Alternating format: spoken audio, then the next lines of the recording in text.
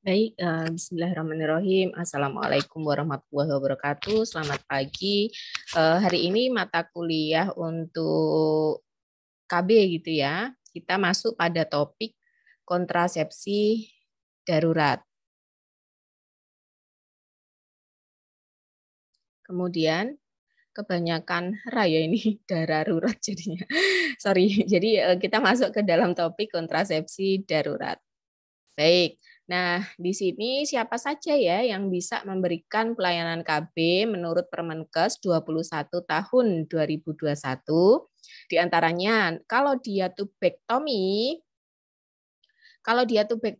atau mini laparotomi itu bisa dilakukan oleh dokter spesialis kebidanan dan juga kandungan.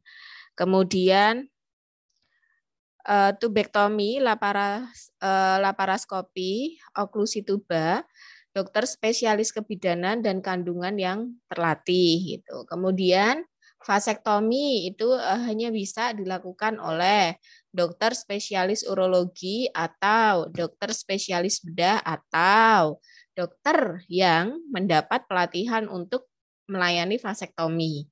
Kemudian kalau AKDR siapa saja yang bisa memasang? Bisa dokter, bisa juga bidan yang telah mendapat pelatihan pemasangan dan pencabutan IUD. Kemudian kalau implan, siapa saja yang bisa memasang gitu? Dokter dan juga sama bidan yang telah mendapat pelatihan pemasangan dan pencabutan implan. Terus kemudian kontrasepsi suntik progestin yang bisa memberikan adalah dokter, bidan, ada juga perawat gitu ya. Nah, lanjut untuk pil. Ini yang bisa memberikan dokter, bidan, perawat. Kemudian kondom, ini yang bisa memberikan dokter, bidan, perawat, tenaga non kesehatan. Jadi seperti kita bisa membelinya di apa? Di toko-toko gitu ya, franchise gitu ya, seperti itulah gitu. Terus kemudian konseling itu bisa diberikan dokter, bidan, perawat. Nah, yang ada tanda bintang di atas seperti ini ada beberapa ini ya keterangan bahwa kewenangan diberikan berdasarkan pendelegasian sesuai dengan regulasi yang berlaku gitu. Nah, untuk meningkatkan kualitas pemberian konseling, maka tenaga kesehatan sebaiknya mendapatkan pelatihan komunikasi interpersonal atau konseling menggunakan ABPK ber-KB. Jadi kemarin seperti yang sudah ada kuliah-kuliah sebelumnya, pemberian konseling dengan menggunakan ABPK atau pengambilan keputusan dengan menggunakan ABPK gitu ya. Nah, lanjut. Untuk definisinya di sini kontrasepsi kondar itu adalah kontrasepsi yang dapat mencegah kehamilan bila digunakan segera setelah berhubungan seksual.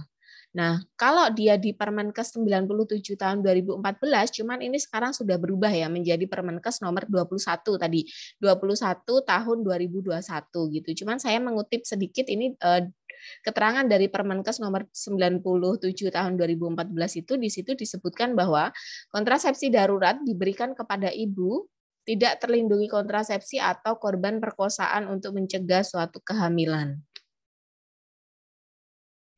Kemudian di sini saya mengambil juga dari Undang-Undang Nomor 36 Tahun 2009 tentang Kesehatan, pasal 72 ayat 2, di sini dikatakan bahwa setiap orang itu berhak untuk menentukan kehidupan reproduksinya dan bebas dari diskriminasi, paksaan, dan atau kekerasan yang menghormati nilai-nilai luhur yang tidak merendahkan martabat sesuai dengan norma agamanya yang dianutnya gitu ya. Jadi memang ada beberapa agama pun dia yang tidak usah ngomong agama ya, nanti enggak syarat gitu. Oke, ini tadi saya tekankan lagi bahwa ada undang-undang untuk kebebasan bereproduksi. Ini ya, jadi terdapat pada Undang-Undang Nomor 36 Tahun 2009 tentang Kesehatan, Pasal 72 Ayat 2. Setiap orang berhak untuk menentukan kehidupan reproduksinya dan bebas dari diskriminasi, paksaan, dan atau kekerasan yang menghormati nilai-nilai luhur yang tidak merendahkan martabat sesuai dengan norma agamanya. Lanjut. Sebenarnya apa sih latar belakang adanya kondar atau kontrasepsi darurat itu? Ini contohnya ya, di sini ada 2 pil gitu. Pil kondar ini ada 2. Nah, ini latar belakangnya ini yaitu kehamilan yang tidak diinginkan atau KTD. Banyak berakhir dengan kejadian abortus gitu. Daripada dilakukan abortus setelah sudah ada nyawanya di dalam kandungan gitu, mending bisa kita cegah selesai berhubungan seksual gitu. Terus kemudian aborsi, baik aman maupun tidak aman, berdampak pada peningkatan angka kematian ibu AKI. Padahal sekarang di SDGs gitu kan kita ingin berupaya menurunkan angka kematian ibu. Kemudian salah satu strategi Making Pregnancy Safer atau MPS untuk menurunkan AKI adalah dengan mencegah tadi kehamilan yang tidak diinginkan gitu. Kemudian kontrasepsi darurat ini merupakan salah satu cara untuk mencegah KTD. Kemudian kontrasepsi darurat lebih baik daripada tidak menggunakan metode KB sama sekali gitu ya. Tetapi tetap kurang efektif dibandingkan dengan cara KB yang sudah ada. Nah, batasan dari kondar. Kontrasepsi darurat adalah kontrasepsi yang dapat mencegah kehamilan bila digunakan segera setelah berhubungan seksual. Atau bisa sering disebut kontrasepsi pasca senggama atau memang lebih terkenalnya itu ada sebutan morning after pill gitu atau morning after treatment gitu. Biasa orang-orang medis ataupun mungkin orang-orang di luar kesehatan itu menyebutnya gitu, morning after pill atau morning after treatment. Nah, kontrasepsi darurat ini tidak boleh dipakai sebagai metode KB secara rutin atau terus-menerus. Ini yang harus digarisbawahi gitu. Jadi sebaiknya kalau memang menginginkan untuk belum mempunyai anak, memang kita harus melakukan KB kecuali memang ada keinginan, oh ya saya apa namanya, wong gini aja deh, yang orang yang sudah KB saja itu ada tingkat ketidakberhasilannya gitu ya. Apalagi dengan mungkin orang yang tidak KB pun walaupun kita menggunakan MKJP atau kita menggunakan metode seperti yang jangka pendek gitu ya, yang dia seperti pil kemudian suntik pun masih ada angka kegagalannya gitu.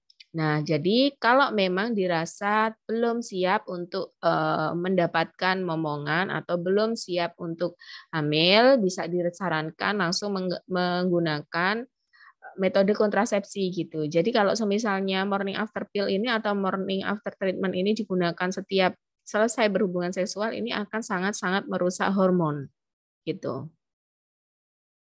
Nah, ini Permenkes nomor 21 tahun 2021, lampiran 2. Di sini disebutkan bahwa pelayanan kontrasepsi darurat pada ibu yang tidak terlindungi kontrasepsi sebagaimana yang dimaksud ayat 1 itu meliputi yang pertama. Jadi di sini diatur siapa saja yang bisa menggunakan kondar gitu ya.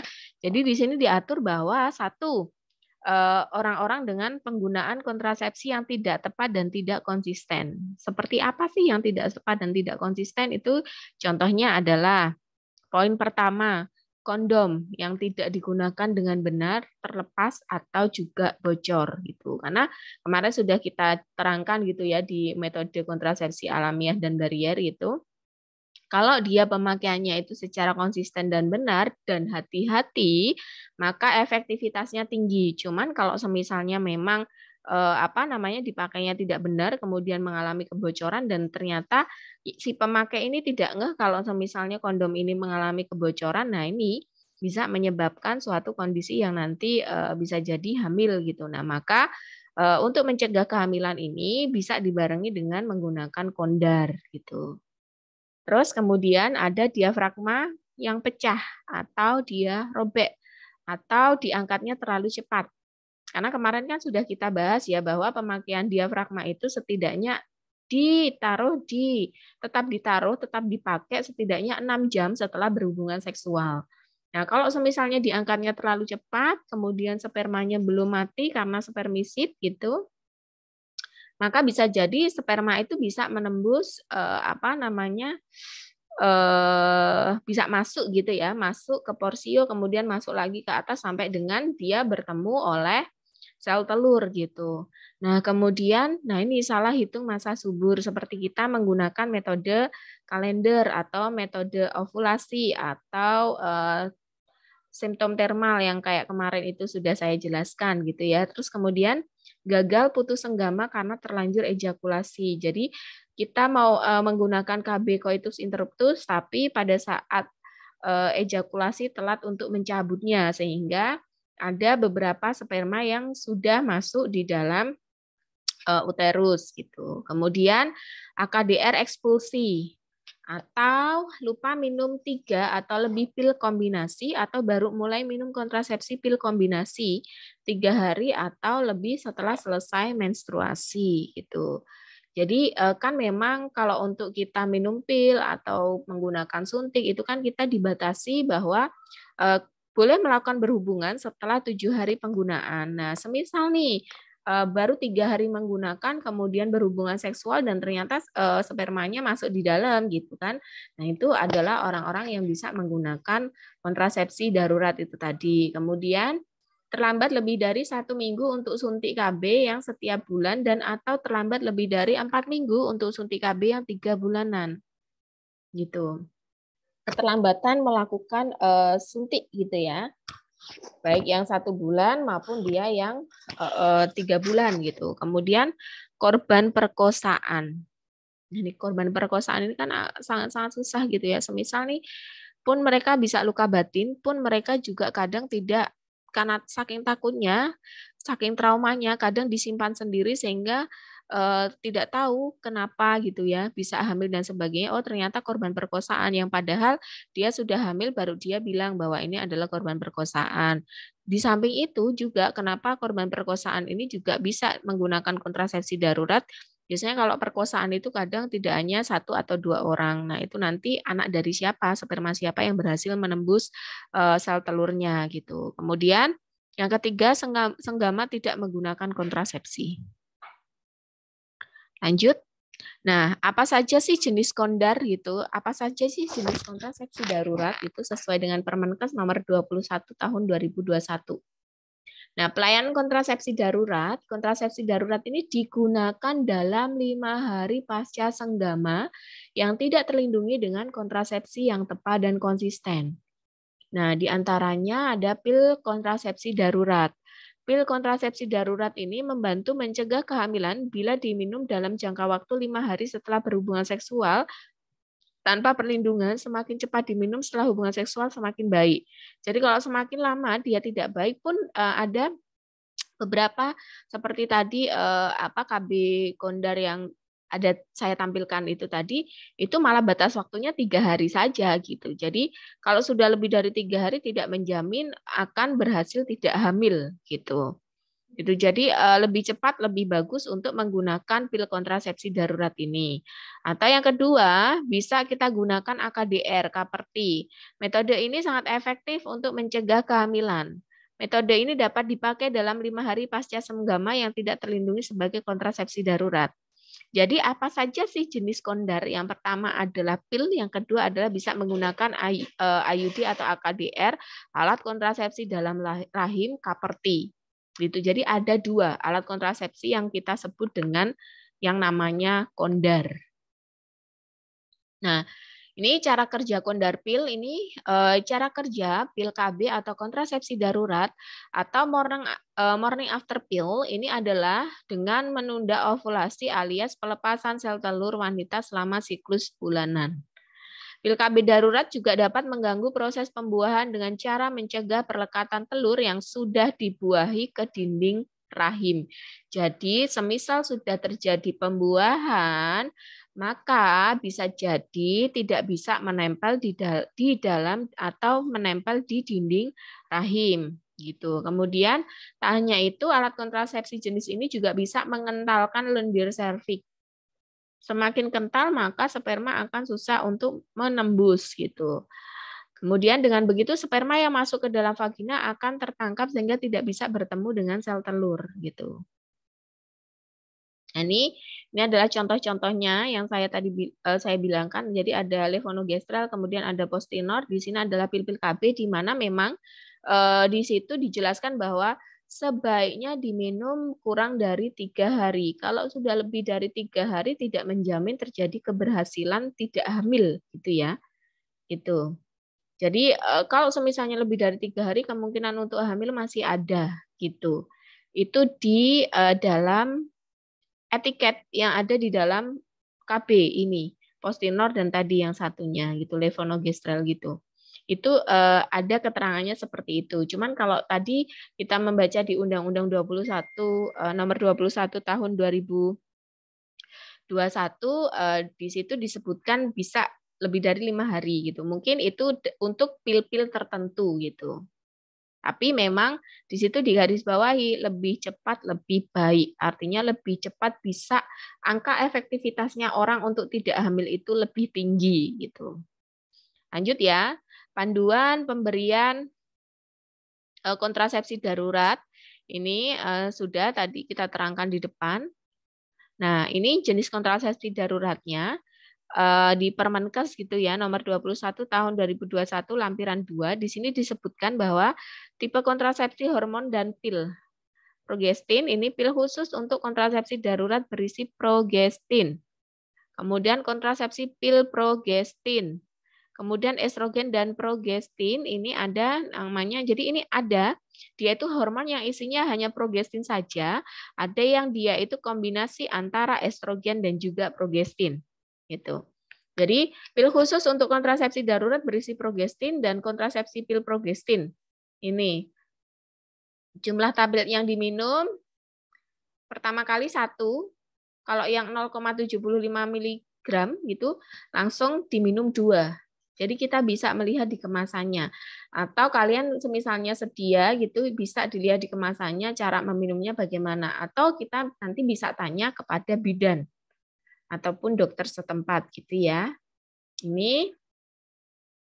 Nah, terus kemudian yang progestin dan estrogen ini ada 2,05 estrogen dan ada 0,25 miligram progesteron, di mana pada saat dia minum pertama kali itu 2 jam, kemudian setelah 12 jam dari minum, itu dia minum 2 juga.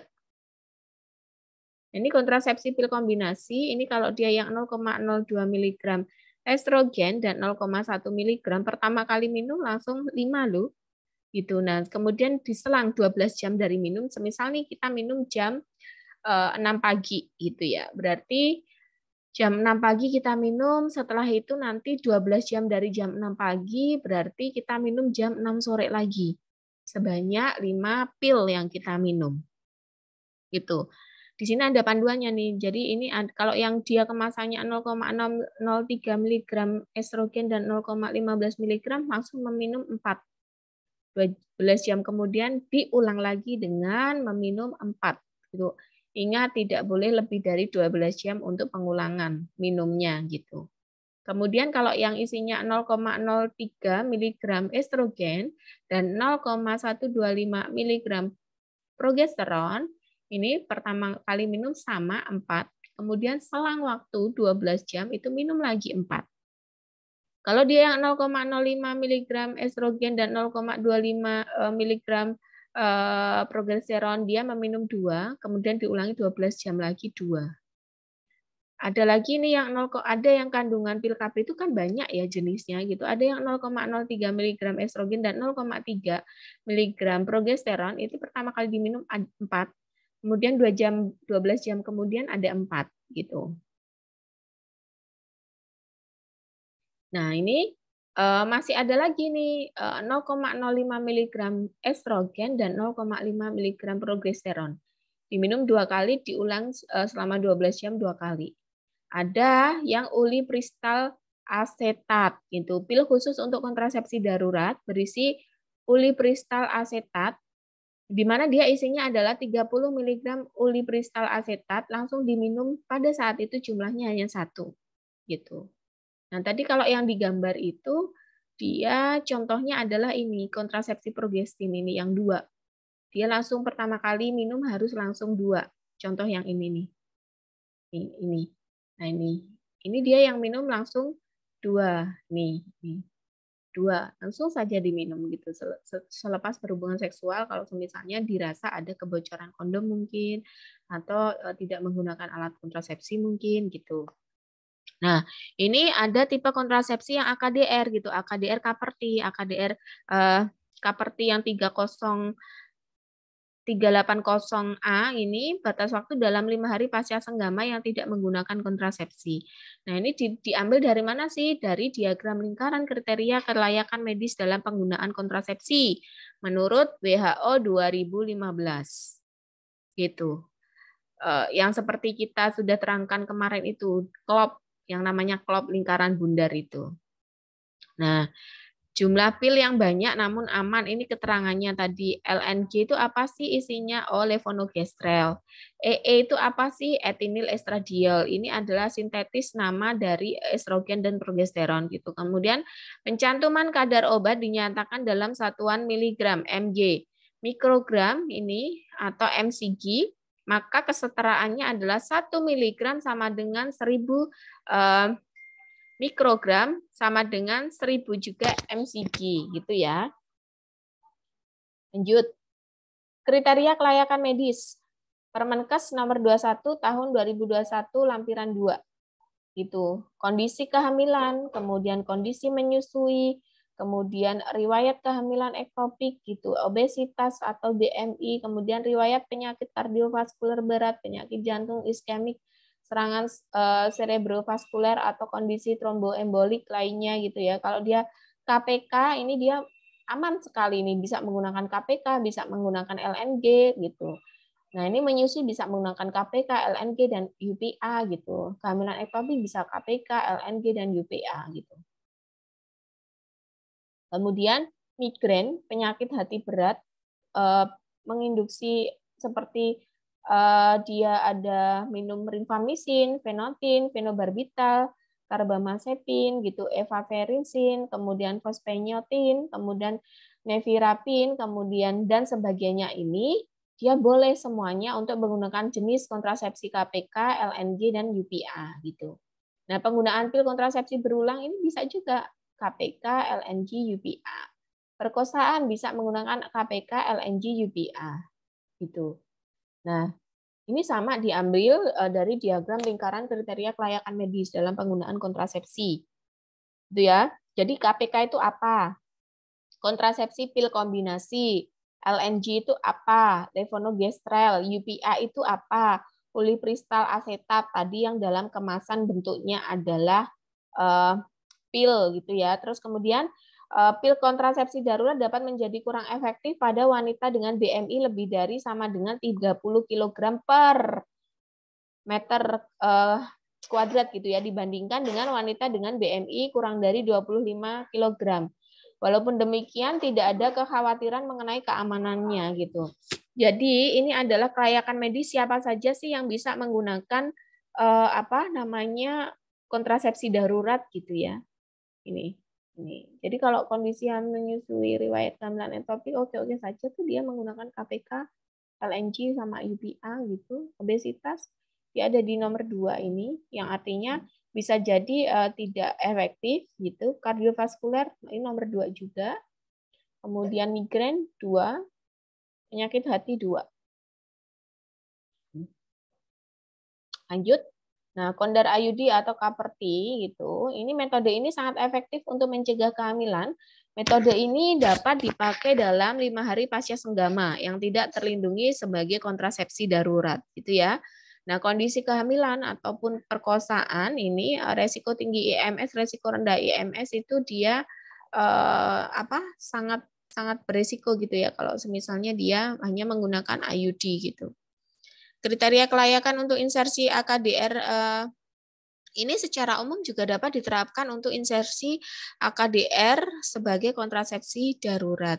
Jadi selain untuk kontrasepsi jangka panjang juga bisa diterapkan untuk kontrasepsi darurat gitu ya. Nah ini IUD sebagai kontrasepsi darurat Itu cara kerjanya mencegah implantasi hasil konsepsi ke dinding uterus atau dinding rahim. Kemudian mencegah terjadinya ovulasi. Nah, jika koitus terjadi pada akhir siklus menstruasi sebelum ovulasi. Kemudian digunakan pada satu yang ingin metode kontrasepsi darurat terbaik. Yang kedua, kontraindikasi dari hormon progesteron. Jadi bisa menggunakan IUD karena IUD ini dia tanpa hormonal. Kemudian ingin menggunakan IUD sebagai kontrasepsi lanjut. Bila tidak, bisa dilepas pada periode menstruasi berikutnya. Ini pil KB sebagai kontrasepsi darurat tadi sudah dijelaskan di depan gitu ya, bahwa ada dua metode UPSP, yaitu etil estradiol 50 mg plus levonorgestrel 250 mcg, itu 2 pil diminum maksimal 72 jam. Postcoitus diikuti 2 pil lagi 12 jam. Kemudian untuk ini sama seperti yang saya terangkan di depan tadi gitu ya. Ini bekerjanya mencegah, ini nanti kalian bisa melihat yang tabel saja gitu karena dia lebih enak untuk dilihat gitu ya. Nah, gitu kemudian di sini bekerja sebagai mencegah atau menunda ovulasi, kemudian mencegah pembuahan, kemudian mencegah implantasi hasil nidasi gitu. Kemudian jadi semisal nih sel telur sama sel sperma dia sudah bertemu, kemudian dia pada saat implantasi itu dia tidak bisa menempel gitu. Kemudian mengganggu motilitas tuba.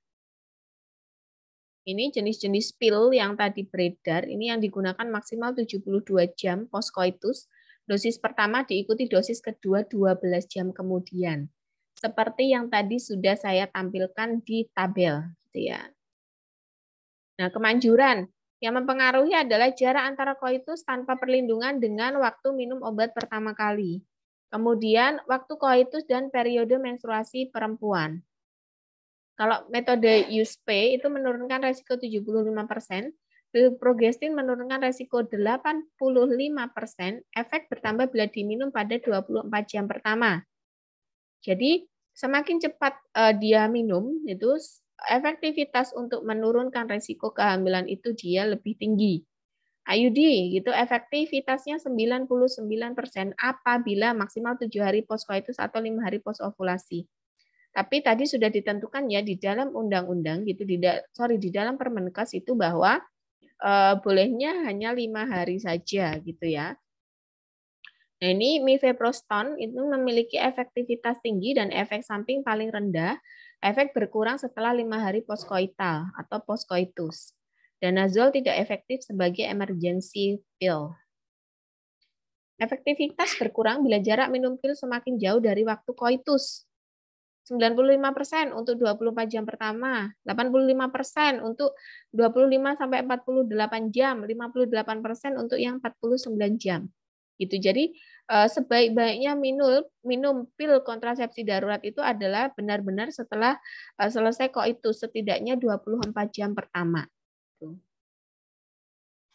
Nah, ini efek samping dari penggunaan pil KB sebagai kondar atau sebagai kontrasepsi darurat ini bisa terjadi abdominal pain, kemudian bisa terjadi rasa mual, itu minum antiemetik sebelum minum pil gitu kalau memang dia ada riwayat asam lambung ataupun dia punya ya itu tadi sudah pernah berpengalaman minum kondar dan akhirnya dia mual gitu ya. Terus kemudian muntah, bila muntah setelah 2 jam minum pil maka ulang lagi minum pilnya. Itu bisa jadi pil tersebut belum terserap dan dia ikut muntah gitu. Kemudian nyeri payudara, pusing dan juga lemah. Umumnya menstruasi terjadi 21 hari setelah penggunaan pil gitu.